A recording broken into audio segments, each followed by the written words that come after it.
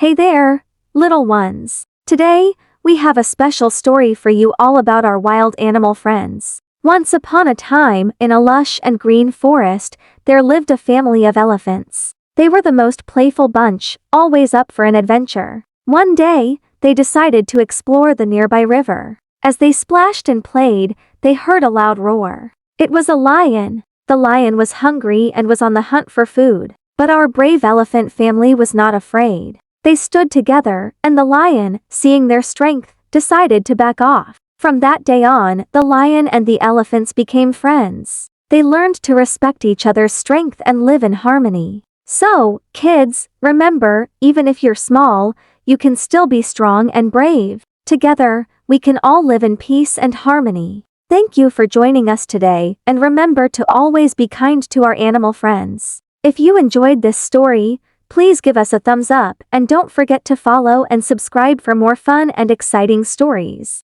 Until next time, take care.